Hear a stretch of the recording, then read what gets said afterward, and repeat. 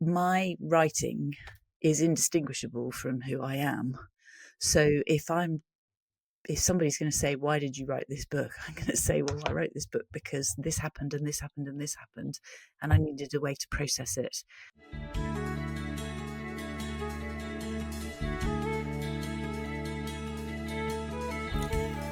Do you feel continually let down by modern media? Do you miss the good old days, back when all that mattered was a good story and not some agenda? Do you have ambitions of picking up a pen and pad and fighting the creative war yourself? Then this is the podcast for you. Each week, I'm going to talk to a creator who said enough is enough and started making the content they wished was out there. Join us as we discuss the ups and downs of the self-publishing world. We want to help empower you to join the Iron Age of media. Welcome to Iron Age Marketing.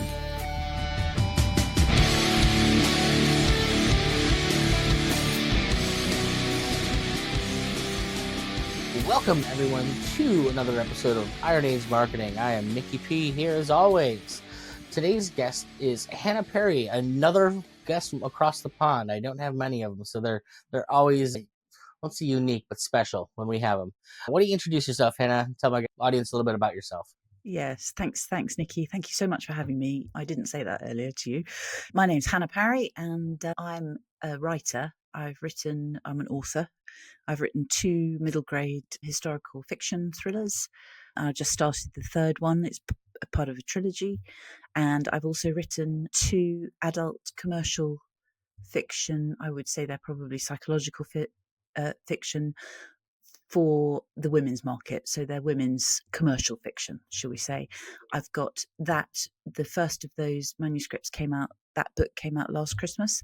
And then I'm hoping very much to get the next book is going to come out in January of 2025.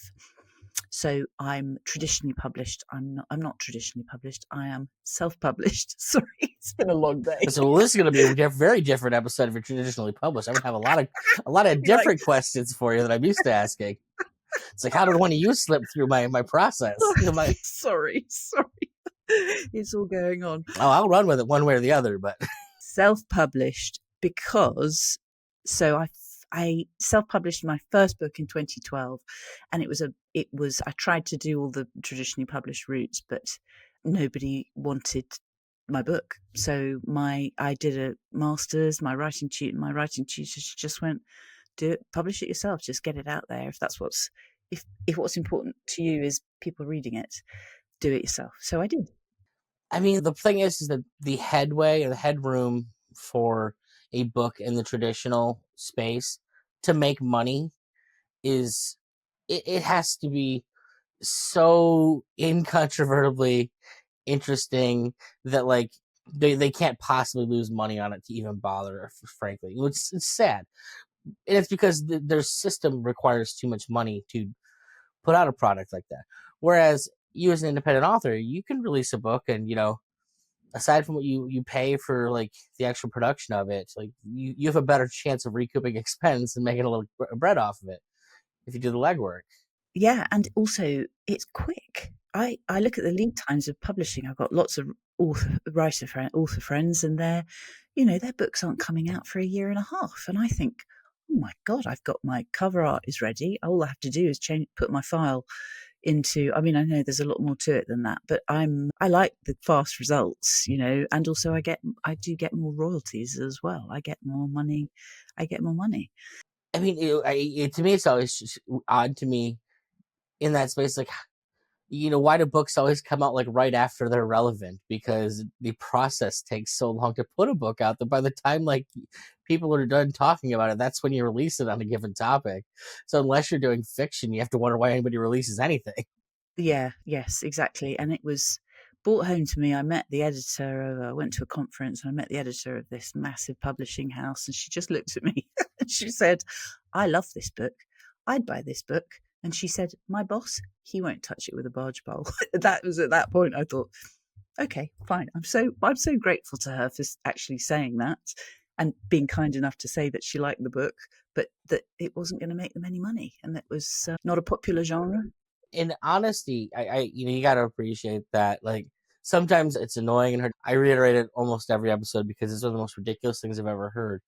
But I had a guest on here, a young woman, who released a book, young adult fiction fantasy story. And the criticism is that it didn't contain enough of her Black experience. So they couldn't publish it. She wasn't Black enough in the writing. Oh, we'd love to publish it, but the writing's not Black enough. So, and you're Dear, like, but really?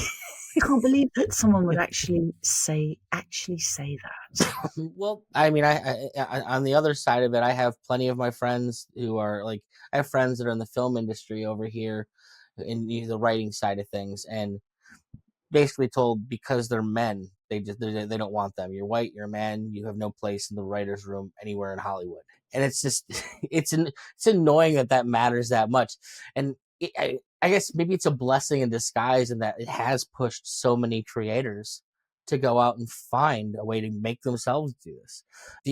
The Iron Age movement was kind of coined by Razor Fist, I guess, as being like this, not as more of a time period than anything. It's the idea of that, like, commercial publishing has just lost whatever it had, and now everyone's being forced to self-publish. But for me, like, I've never like corporate anything. Like, it's just a way to homogenize things and take the edge off them. It's like some people try and make it politics, but it's like, I don't care what your politics are. You want to have a message, not sending it through a boardroom is the best way to send anything out. Maybe it's decided that it's too edgy, so it's going to tone it down. Yes, yes, it's so true. So, so true. Did you see that movie, American Fiction? Or it's a book as well, actually. I haven't watched it yet. I see some of the clips on YouTube every now and again. It's on my long list of 2 watches. It's got some violence in it. My wife's not a big fan of that stuff. So I sequester that to my holiday binge. Yeah, the young lady that I'm sure it was American Fiction. The young lady that unless I've got the wrong title, talking about, it's all about that. Basically, it is a Black writer, and he writes his lovely, beautiful literary fiction. Nobody wants to publish it, but when he turns up with a sort of ghetto book under a pseudonym, everyone goes crazy for, it's very funny, it's very tongue in cheek. But you're right, because if you push, I've had to go out and find my readers. That's exactly what I've had to do. Now that I'm thinking of it, another movie that kind of points at some of the hypocrisy of all that. If it's was a Robin Williams movie, and I think it's World's Greatest Dad, and he's a struggling writer who keeps getting his manuscript turned down, and his son ends up committing suicide, and he writes a quick suicide note so people won't know why his son killed himself. And the suicide note essentially, gets a hands across the world moment for his son. And so then he sneaks out that his son was working on a manuscript, which is his manuscript, and the world eats it up, buys this book. This book that he's failed to put out into the world for 20 years, but it now gets released. But like, he can't take any, he as a creator, he can't take any of the credit for this thing that he poured his life into. And so he ends up going crazy, essentially, like, in this situation he put himself into. God, I can't believe I haven't seen that. I'm just going to go and watch it immediately. It's a pretty dark comedy. I think Bobcat Goldthwait from the Police Academy movies is actually the director on it, but it's a very, very hard movie, I guess. So before we get too far ahead of ourselves, a little bit more about your background. Where are you from? Like, what was the impetus to start writing for yourself in the first place, even before you decided to go self-published? I started writing 100 years ago. We used to have filofaxes instead of phones. The filofaxes had notes at the back, and I was living in the States. Actually, I was born in the States, so I have a US passport, and I was living in Los Angeles. And I guess I was homesick. I also had a drinking problem, so I would get drunk and I would sit and write. It's the official writing credential there. I've got them all. I'd write in the back of, I'd sort of write, and I didn't really know what I was doing. But I think I think now I was just writing to see what I thought about things, to understand the world. And then as time passed, I've always been a big reader. I wrote something for somebody's wedding. They had an album, and I wrote a story about how this couple had met. And afterwards, somebody said to me, "You're really good we really like this. You're good at this. We think you should do it properly. And I'd never thought of that before. I was a nurse, and then I had a couple of traumas. My mother died. I had a baby, and the next thing you know, I was writing, writing a lot. It's a lot to take in there. Yeah, it was all very, yeah, it was a lot to take in. And I had got sober too within that. Yeah, so in that time frame, just stuff happened. And I think a lot of writers will have a little trauma that they can point at and say, yeah, that was the one that just tipped me over the, and then I started writing. So I wasn't one of those ones, I don't know about you, but I wasn't sort of writing short stories when I was little. I enjoyed, I just like reading, actually. I just like reading. And I read a book and I was so cross because I thought it was rubbish. And I remember thinking, well, if you think if you think he's rubbish, why don't you sit down and see if you can do any better? So I did, and I wasn't. So but that's what got me going. And then I went and I did a master's in my 30s. I was in my 40s by the time I did that. Master's in creative writing in London. Now, I'm curious, does your background as a nurse, considering you do thrillers, does that play into the stories that you write now? Yeah. It's the book that came out before Christmas, which is called Breathing for Both of Us, is I have ransacked. That is all about. It's about a female pediatrician, all the demons she's got, and it's about big pharma. And I completely, I ransacked every experience I had as a nurse. Because I was a pediatric nurse, so I saw a lot of very sick children. It's not, the book is quite heavy. It's quite heavy. There is child death in it, but I sort of hope it's light. It comes through it. But again, that book, I wrote it, I know, because I was trying to process all the stuff that I'd seen. It wasn't all awful all the time because we work really hard to save children. You throw everything you've got at a sick child. But yeah, it was enough. There was enough there. Yeah, definitely for this book to arrive. Right on. So now, what do you have that you're kind of pushing right now? Or are you kind of in a lull period while you work on getting this next book out? Well, I'm still pushing Breathing, because that only came out last Christmas. So I'm pushing that. But the next book, which comes out in January, is going to be called The Baby Exchange, which, having got all my issues out of the way, I hope, I'm now writing something a bit lighter. So again, it's women's commercial fiction, but it's about, I did live in Los Angeles. I was on the periphery of the entertainment industry, and it's just a look at reality television, the entertainment industry, a woman who has a baby that she doesn't really want, young adulthood, how difficult young adulthood can be. So that'll be the next one. But I'm just finishing editing that now. And my editor, the last thing that she wrote at the bottom of the script was, I don't really like this ending. I was like, now you tell me. I know her well. She knows me well, that she can write that. She said, she was like, and I was just like, no. So I'm going to keep it the same, but I've just got to make it a little bit more something for her. So my style, I like horror. Horror is like the kind of storytelling I come from. And it's just been so many horror movies in the past, like, let's say the past 10 years, where like there's 5 minutes tacked on to the end of the movie that just, this isn't where the story was supposed to end. This is because one of the producers had a problem with how it ended. Do you think you can just you tell? you can see that? You can Absolutely. tell. Yeah, it's like, this would be a great ending, and then all of a sudden they keep the movie going another 5 minutes. You're like, oh, come on, you had something, you said something, you had art here, and then you made it whatever this is now, something to take up 2 hours of my time, I guess. Do you think that's because they're all testing in the audiences, and 3 people come out and say, we don't like that bit, and then? Well, more than what I think a lot of what it is it's just the people. I think it's the people in the producers in the room, because of their individual tastes. Because I mean, every now and again you'll get something that's real daring. Like I don't know if you're familiar with Stephen King's The Mist, but look what Frank Darabont did to the end of that movie and how dark it is. Like even darker than the book itself. And it takes I guess, a director with the clout to say, nah, I'm gonna do this the way this story is supposed to end. Like horror it's always, at the very least, it doesn't necessarily have to end badly, but it should always like leave a question of like, this something feels uncomfortable at the end of it.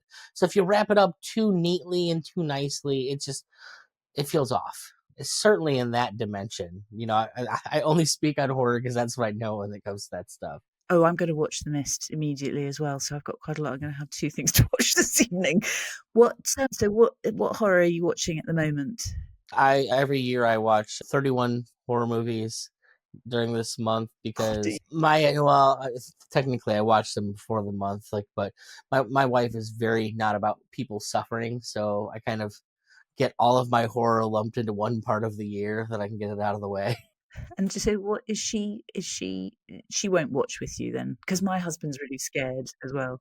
Oh no, no, she just doesn't have the constitution for it. Like, and I'll be honest, like I did, a couple years ago I did 105 nights of horror, like straight through, and I learned that even my constitution, who likes horror, it does things psychologically to you to put that much, I guess.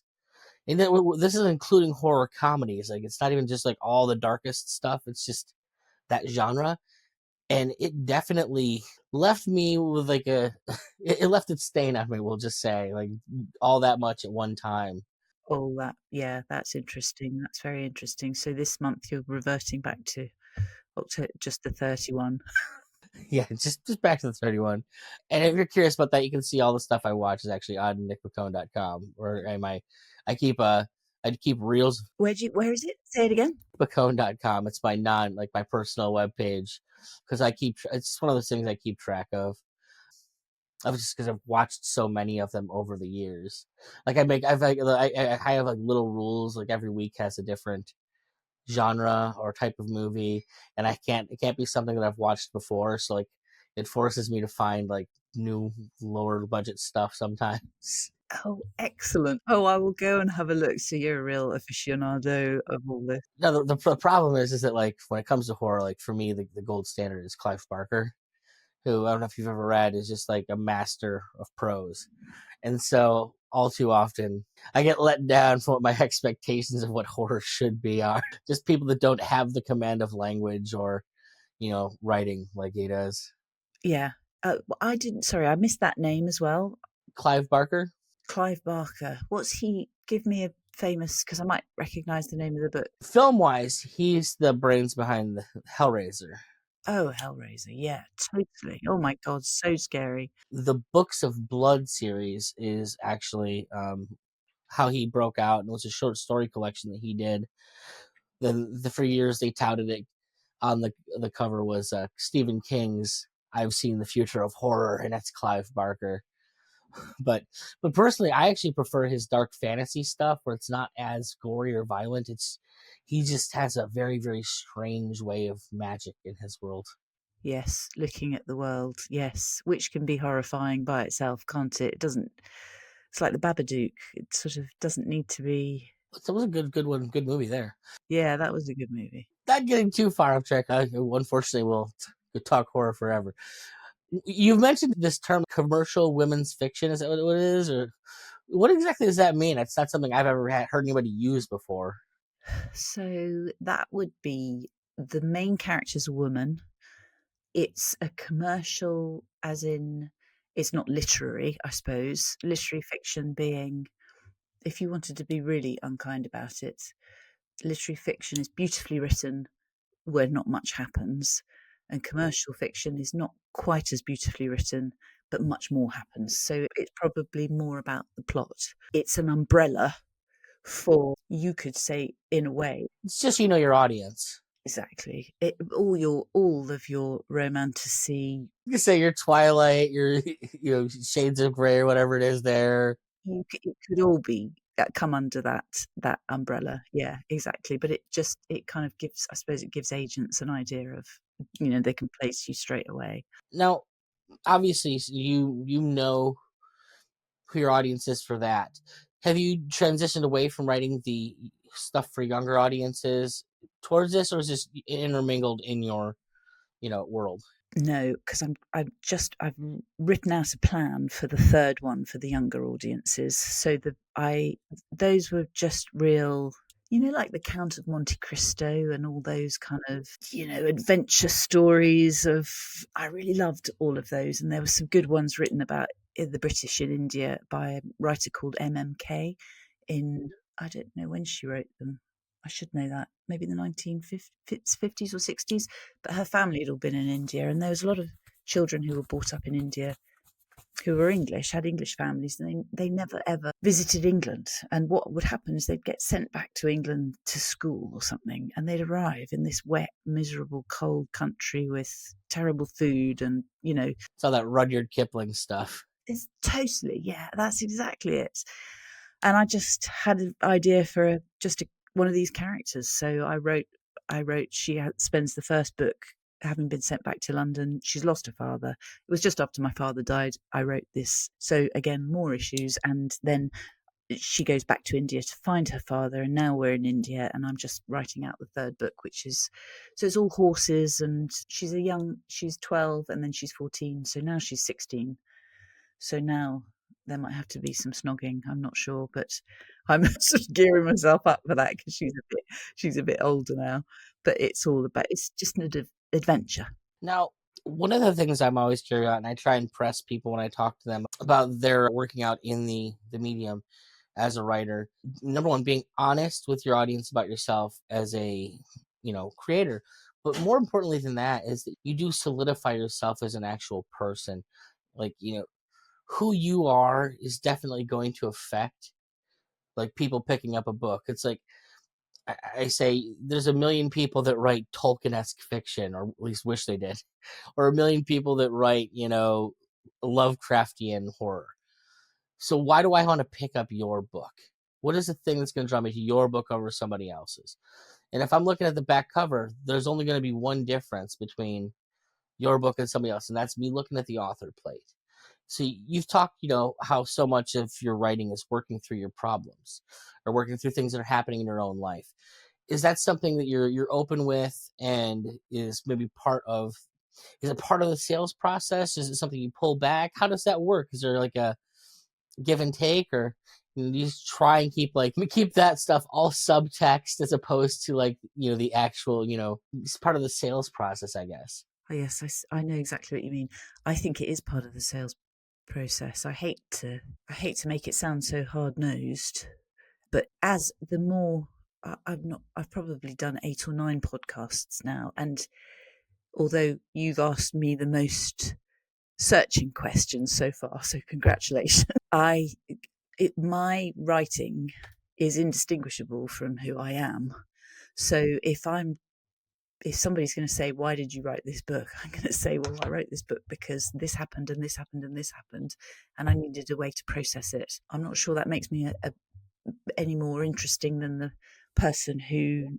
It's something that makes it interesting. The thing that when I'm as a reader, and full disclosure, I don't quote unquote write books. I guess my background in creativity is I'm a musician, so I've done plenty of albums over the years.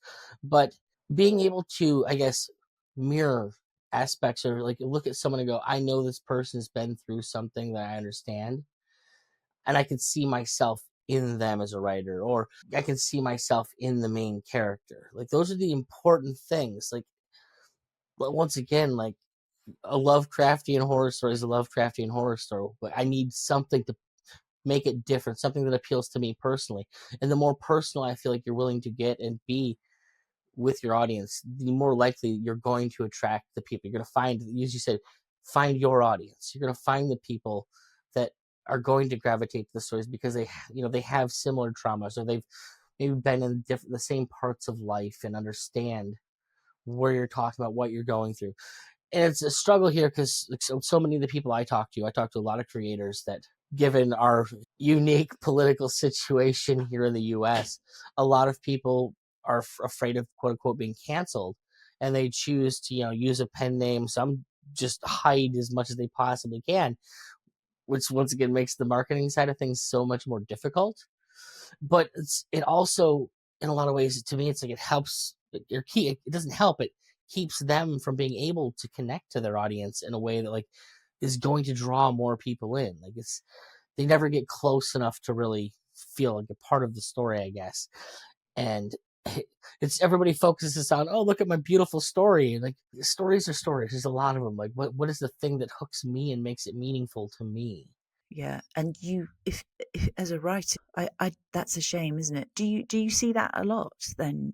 People, I mean, obviously, people writing under pen names, I get it, not being able to talk about what they've written. I mean, I don't know how much you're familiar with American political situation right now, but most people, unless you're like an out and out hardcore leftist, are very afraid to talk about how they feel about most things in my country. So it's very frustrating for like me. I don't care. Like, I'm who I am, and if people want to have a problem with me, then they're gonna have a problem with me. I'll take it as they come. But that's because I was raised in hard nosed Italian family, and I'll put up the Duke. Not everybody's comes from that environment, and there some people are in situations even where, like, they've got wives and kids and people to rely on them, and that makes for me, I have a wife and a kid, but like, it would be a shame of me to not teach my daughter to stick up for herself and what she believes in. Personally, I understand I've kind of gone out of my way, me and my wife, to set up a life where that's possible. Not everyone's in that situation, but yeah, it's definitely frustrating to see people who shy away from using the things that are going to make them interesting to other people. Yes, that's a real shame. Like the idea that you have, as a as a pediatric nurse, have that background there, that in and of itself is, you're going to have knowledge that's going to naturally, even just the language that you're going to have is going to appeal to a particular audience, because they're going to understand you differently than somebody else would. Like, why was that person so concerned about that author being black and talking in a way that was black with her audience? Well, the reason being is because the harder they can get her to code that way, the easier it is to sell her and brand her to an audience. Now, that's not what she wants as a creator. That's what they're looking for. Is like, man, how can we just make this a thing? Yes, absolutely, absolutely. Yeah, it really, I don't know. So, somebody said, who I don't even. Someone like Hemingway said, "Yeah, writing's easy. You just sit down and you open a vein." So, if you're writing and I suppose fiction. I know I don't know anything about writing nonfiction. You got to have yourself in there. I don't know how else. Well, I will also point out, it's interesting that you say that, considering the first person who's ever listed the type of fiction they write as women's commercial fiction. And so this intermingling of the it's about understanding the realities of the business that you're in, but understanding, like, there's still a way to write good and not write good. And putting you opening yourself up, putting your vein out there is how you write good. But you can't completely neglect the business side of what you're trying to do, because if you do that, then you're writing to nobody. No one's ever going to get a chance to see what you poured out there, and you might as well have done it for nothing. Yeah, yeah, yeah, yeah, yeah. Gosh, it's really interesting, isn't it? I'm really sorry that it's so, well, yeah, the cancel culture is rampant, isn't it? It's getting better over here, because I think the people that have dealt with it the worst for the past couple of years, it just eventually you get too tired to fight. And so, like, it's I guess getting better, I feel like. And not that people are trying any less to do it, but that the ones are caring less that they are trying. Yes. So eventually it's like, whatever, you're gonna do what you're gonna do. I have to live my life. You can't, no, the culture can't walk on eggshells forever. That's not tenable. Well, that's what I'd hoped. I was hoping it would just come full circle, you know.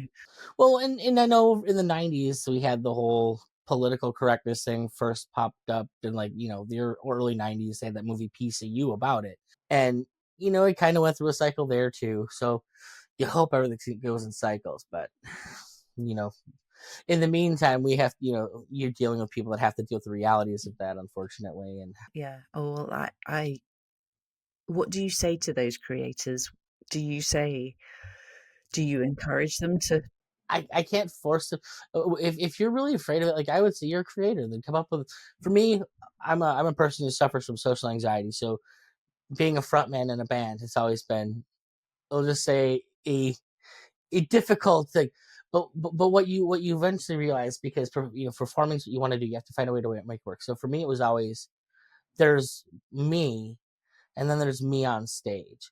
And me on stage it's not me, it's maybe an elevated version of me, or it's somebody that I can compartmentalize that world onto. And so, as an author, I'm like, if you don't really want people, like, make somebody up. make up the guy who's writing these stories. Like it can be a fictitious person. Like, Stephen King had Richard Bachman for years, and that was his way of like writing the more, I guess, hardcore stories, like with more violence than normal. So it's like there's any way you can do this. And like technically that gives you another creative outlet. I had one author on my show that, like, one of the big things I'll talk about is like email marketing involved with book, like writing, and all of his emails he does as one of the characters in his books. Like he sends all of his emails as the character writing to his audience.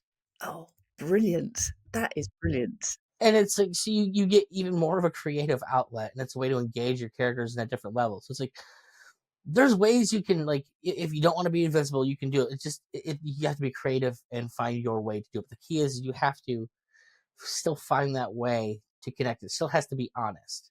I just got back a list of was developing an email list. I didn't have one basically, and I've just got back a list, and that is such a good idea. So I've got to finally. I'm starting a newsletter, but that's such a good idea that I might completely steal that idea and just write.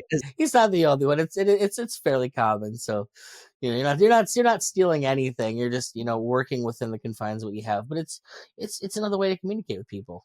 And Yeah, and then they also get instead of just getting a round robin, they get a nice, free little story from one of the characters. Yeah.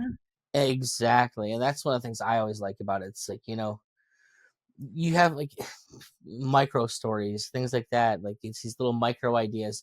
You could have your character talk about something that would never make sense to put into a book, but like it gives them a broader, rounder, more engaged experience with this character. Things like that. One of the free book promotion sites. So I give the book away. I do my Amazon 5 days every 90 days. And one of the sites, I think I'm sorry, I can't remember. I might remember in a minute.